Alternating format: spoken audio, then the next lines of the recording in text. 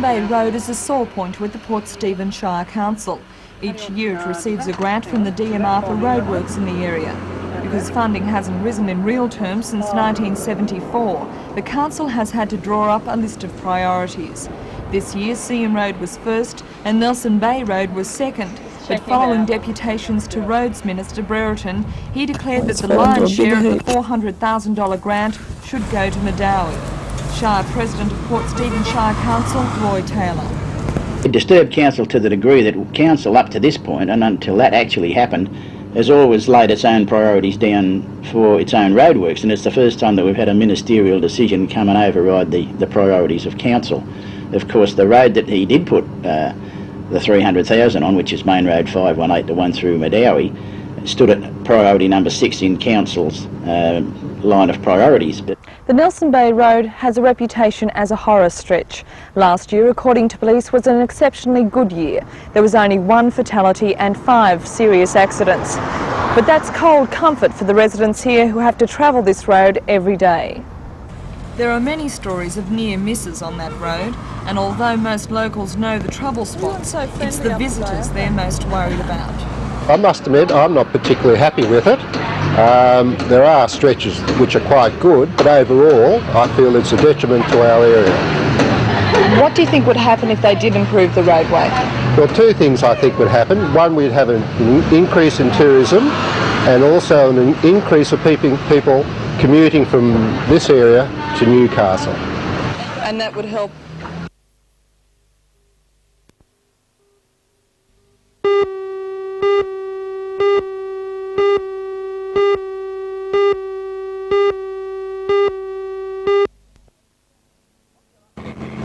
Popular old salt Fred Williams bought the Scout and claimed the title as the fastest boat on the lake, and in the hands of John Moore, it did just that again today. The wind very strong at times. Someone said that some of the boats in last week's Pulver Island ski race did not go as fast. It flew the flying machine and won by a clear 6 minutes. Second was the St George State Champion skate, Guess What, sailed by Jeff Hughes. Then more daylight to a 5:05 top class with Peter Williams in charge. It's worth noting though that the top 5:05s were fighting out the state title at Middle Harbour today. The first 16-footer home was the Newcastle Park Royal, sailed by David Anstey. The Scow was always going to win, I suppose. The only thing more certain was that Fred would be handing out champagne afterwards.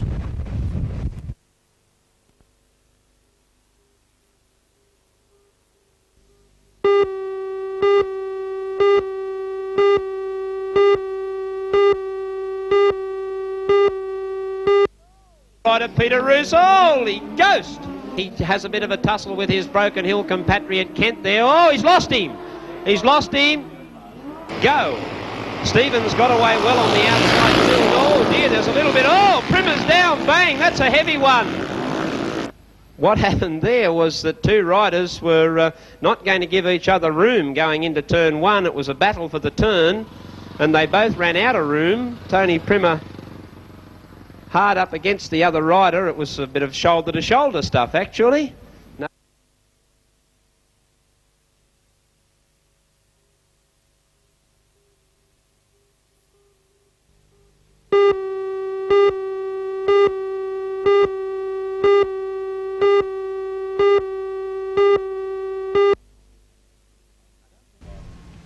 Announcing details of this latest stoppage in the dispute, the Northern Vice President of the Miners Federation, Mick Kelly, said it's in accordance with a decision taken prior to the recent 7-day strike. In line with that particular resolution, the aggregate meetings will begin tomorrow in Queensland.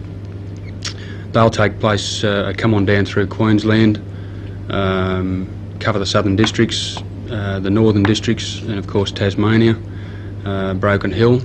They will have to be done now. That takes some considerable time. Following a Miners Federation board meeting in Newcastle this morning, a message was sent to the National Liaison Committee urging a strengthening of the campaign.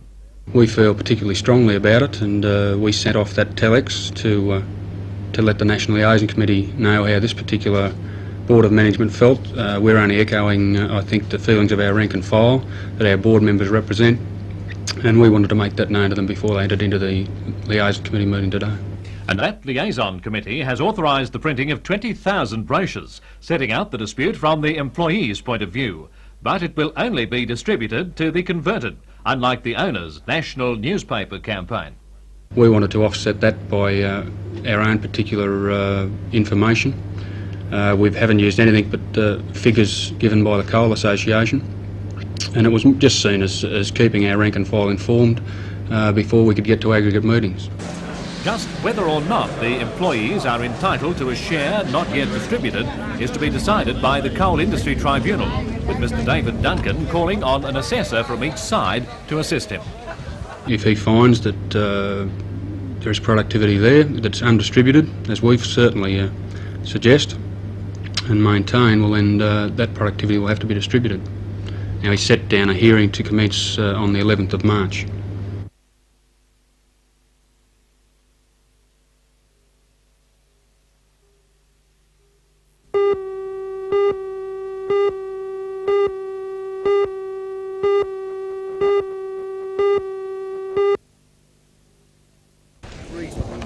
It was a race worthy of the big crowd that turned up to back every vantage point at post time. There was some money about for the top fence. Hit it star 30 each way. Cookies board and see the result of the racing. Hit it star, Blazing Fontaine, Top Avenger and Hader Prince. You could hear a pin drop as they jumped in the 1986 Penfolds Classic. Racing, Blazing Fontaine landed nicely at the start. Away will also the American and moving up Decimal Currency. Classic Ella going towards the lead. Top Avengers on the inside of Prince Arthur. And right around the outside there was Imperial Majesty. Further back on the outside of those is Playing the Palace. And up and around the outside is Sea Swell. Double Schedule in front of it. Hit It Stars back on the inside. Now further back in the field was Coaling Prince and Maya Card at the tail of the field. They've got 800 to go, and Classic Ella just led Prince Arthur Casino Club making a line of 3. 2 lengths away to Top Avenger. It's travelled nicely in 4th place. Over on the inside is the American. Then came Decimal Currency. Out wide is Playing the Palace, followed by Blazing Fontaine. Double Schedules off the track. So too Hader Prince as they swing into the straight. Imperial Majesty. Well back there on the inside, Coaling Prince. And at the tail of the field, Maya Card. They've got 300 to go in the Penfolds Classic. And Prince Arthur's moving up to go to the lead. Top Avengers coming home quickly down the outside. And soon after the favourite, 200 to go's taken over Top Avenger. He's raced a half length in front. Prince Arthur followed by Classic Ella. Hit It Star, Blazing Fontaine, but 100 to go. The Penfolds Classic, Top Avengers in front. Hit It Star, Blazing Fontaine, but Top Avenger too good. Top Avenger came away a length and a half to Hit It Star, Blazing Fontaine and It was of course a brilliant win, but what a run by the place getters who had to work their way through the field. Top trainer Brian Mayfield Smith, a man tipped to uncrown the legendary TJ, sees the horse as a real chance in the $1 million Golden Slipper. Yeah, he's in the slipper, yeah. How do you rate him with the other one, Imperial Baron? Well, you know, there's nothing much between him and Imperial Baron. I've galloped them together, they've trialled at the same time together, and, you know, you could hardly split them, really.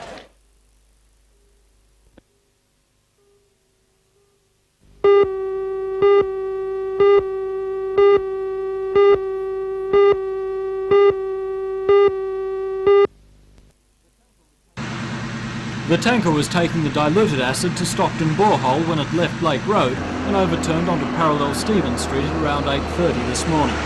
There was early concern that its load may leak and cause a major spill, but when firemen arrived they found that only a small amount of the liquid had leaked.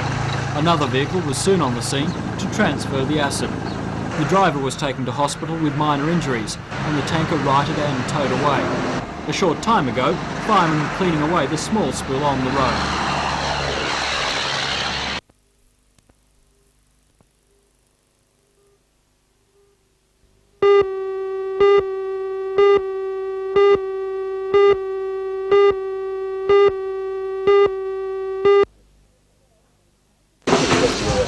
They say that man cannot live by bread alone, but if he had to, the range displayed at the International Sports Centre for the 1986 Newcastle Bread Show could help him decide just what type.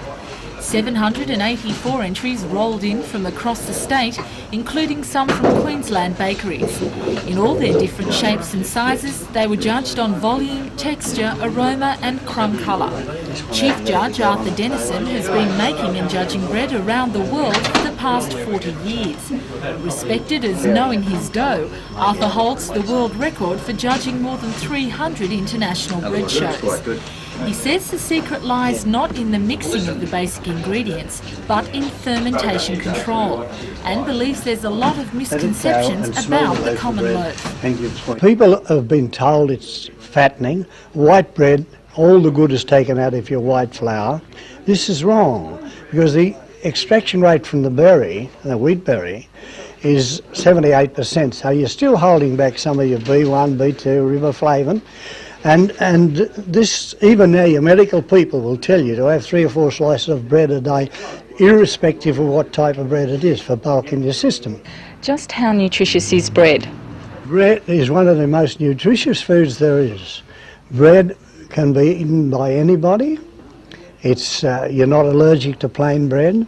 And I would suggest too that bread today is more nutritious than what it was 30 years ago.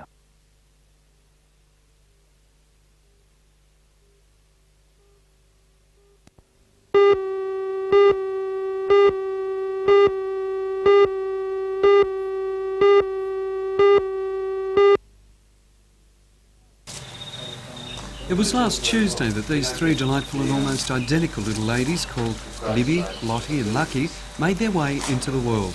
Purebred Simmental heifers that are not only very beautiful but also quite rare. Triple births are unusual in the bovine world. The survival of all siblings is quite a feat, and credit for that must go to the proud owners, Brian and Maria Fogg of the Glenagra stud at Cunjiboy, southwest of Cessnock.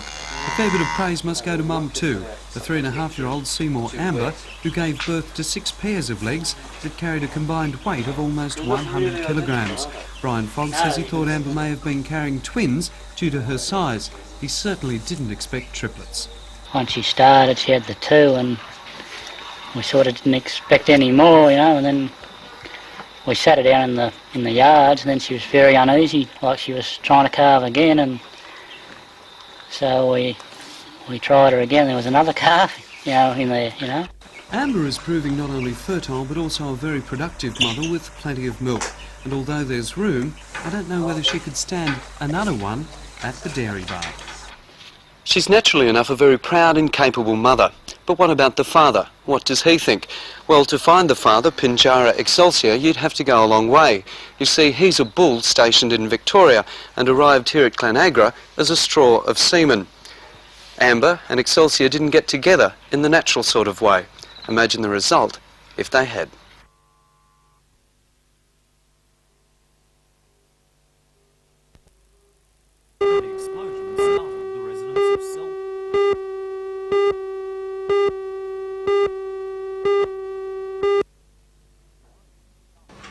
The explosion startled the residents of Selwyn Street, Merriweather just after 9 last night. Fire brigades and ambulancemen arrived to find the ground floor flat of Edna Jordan covered in broken glass. The blast blew off the cupboard doors and shattered windows at both ends of the flat. Edna and her friend Ron Grant were startled, but aside from a few scratches on Ron, they were unhurt. Edna had been in the kitchen at the moment of the explosion. Well, I was standing here getting a spoon out of the drawer. Yeah. And Ron was sitting there. I'd just given him some ice cream, and I was going to have some yoghurt out of the fridge, and it just went woof. And I said, oh my God. The fire brigade believes the explosion was a freak accident. They say a spark from the hot water system inside the cupboard may have ignited insect spray covering the shelves. While the cause may never be certain, Edna and Ron are certain never to forget the explosion.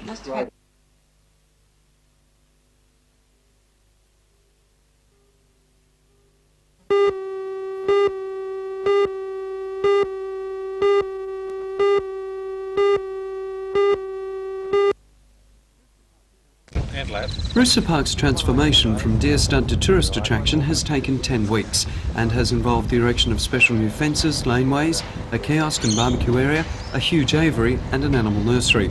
The stud was formed almost 20 years ago by Beresford Smith, whose interest in deer began in the post-war years when he joined his father and brother on deer hunting expeditions.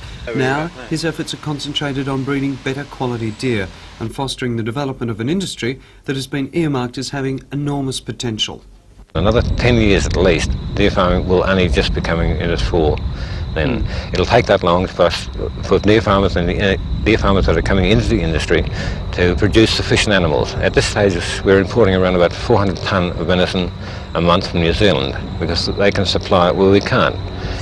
From a commercial point of view, deer farming is a highly intensive form of grazing requiring huge capital investment. Beresford mainly farms 3 species of deer, the red deer from Britain, of which this 5-year-old stag is a magnificent example for venison, velvet and breeding, the rusa, which originated in Asia and is also a very versatile animal, and the familiar fallow deer, the most populous deer in Australia.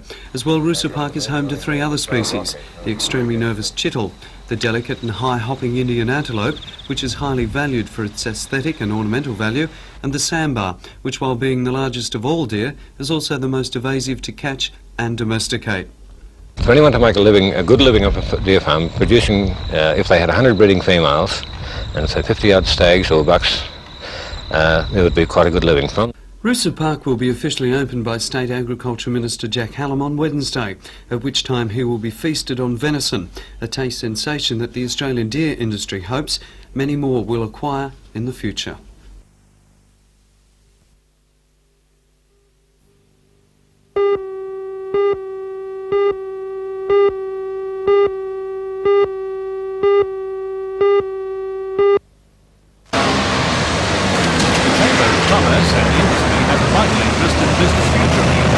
President Laurie Molyneux sees BHP as part of the family here, having been in Newcastle since 1915. The obvious worry to Newcastle is the fact that Mr Harmscourt may hive off parts of BHP, and if they happen to be the Rod and Bar Division and the Coal Division, both of which have their head offices now in Newcastle, we'd be in a state of serious confusion, to say the least.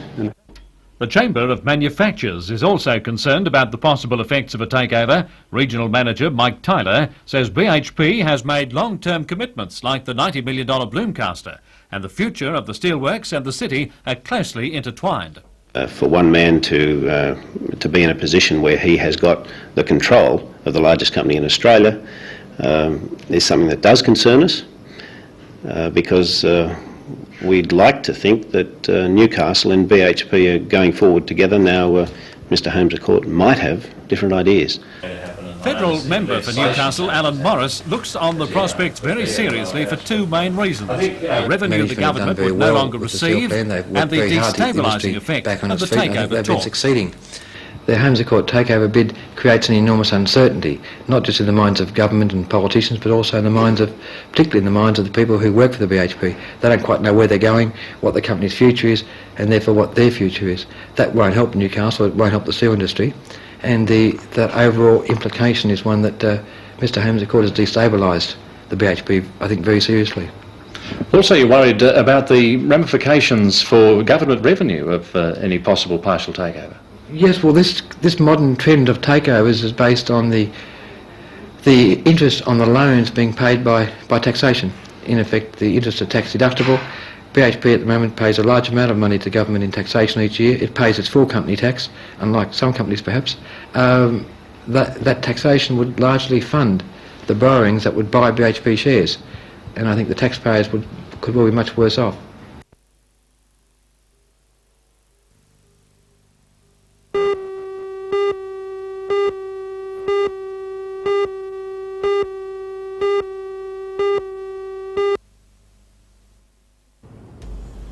The Iron Spencer was built 5 years ago in Kure in Japan. She arrived in Newcastle in July 1981 and since then has transported cargo around the coast of Australia with some overseas voyages. Last month it was the Iron Newcastle's glory on its maiden voyage to hold the record of 137,971 tonnes of export coal. Today that glory was taken away as the older sister vessel left Newcastle with more than 139,000 tonnes of coal on board. The Iron Spencer with her record cargo is bound for Japan. Her voyage will play a major part in increasing our coal shipments and expanding Newcastle's export trade.